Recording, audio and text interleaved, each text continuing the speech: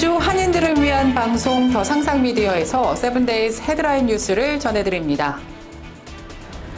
이재명 대통령과 트럼프 대통령이 백악관에서 첫 정상회담을 가졌습니다.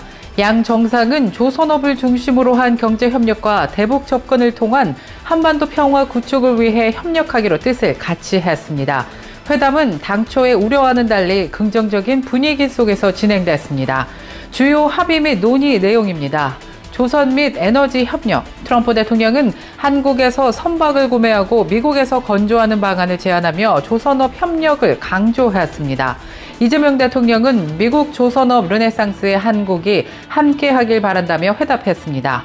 또한 트럼프는 알래스카 에너지 개발 사업에 한국의 참여를 요청하며 양국의 윈윈을 기대했습니다. 한반도 평화 부분입니다. 이재명 대통령은 트럼프 대통령에게 김정은 위원장과 다시 만나 한반도 피스메이커 역할을 해달라고 요청했습니다. 트럼프는 오는 10월 에이펙 정상회의 참석 중 DMZ에서 김정은과 만날 가능성을 배제하지 않는다고도 말했습니다. 안보와 국방 부분입니다. 트럼프 대통령은 한국이 미국의 우수한 군사 장비를 더 많이 구매하고 주한 미군 방위비 분담금과 국방비를 늘릴 것을 공개적으로 요구했습니다. 이는 바이든 정부가 포기했던 방위비 증액을 다시 꺼내든 것으로 분석되고 있습니다. 이번 회담에서 구체적으로 언급되지 않은 대미 투자 펀드와 쌀, 소고기 시장 개방 등 민감한 이슈들은 향후 실무 협상에서 계속 논의될 예정입니다. 트럼프 대통령이 시카고를 엉망진창이라고 표현하며 브랜든 존슨 시장을 능력 없는 시장이라고 비난하고 나섰습니다.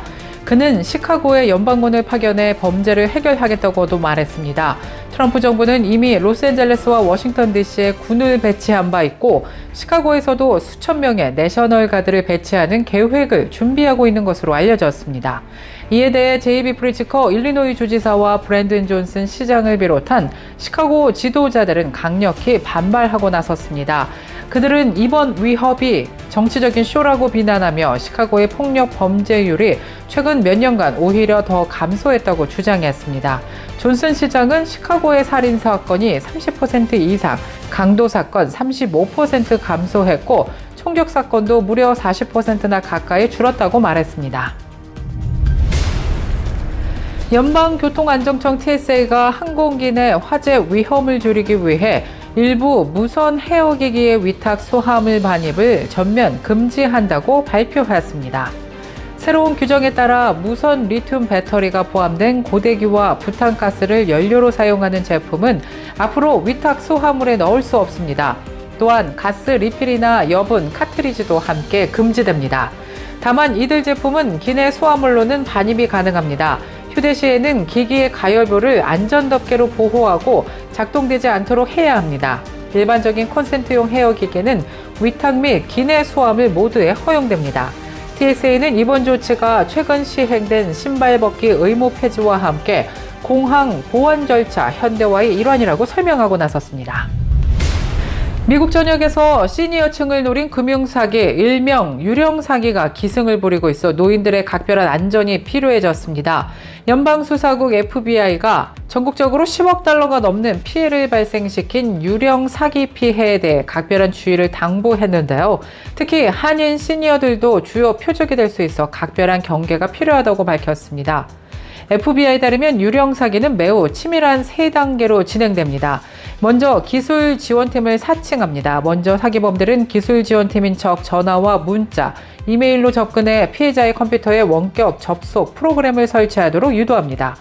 그 후 이상 거래가 있는지 확인해야 한다며 금융계좌 로그인을 유도해 재정 정보를 빼내가는 수법입니다. 두 번째는 은행 직원을 사칭하는 수법입니다. 계좌가 해커에게 노출됐다며 공포심을 조장하고 안전한 계좌로 자금을 옮겨야 한다고 속여 수천에서 수만 달러를 현금, 송금, 암호화폐 등으로 이체하도록 지시합니다. 이 과정은 수개월에 걸쳐 반복되며 피해 금액을 눈덩이처럼 불립니다. 세 번째는 정부 기관을 사칭해 정부 보호 계좌로 자산을 옮기면 안전하다고 속여 추가적인 이체를 유도합니다.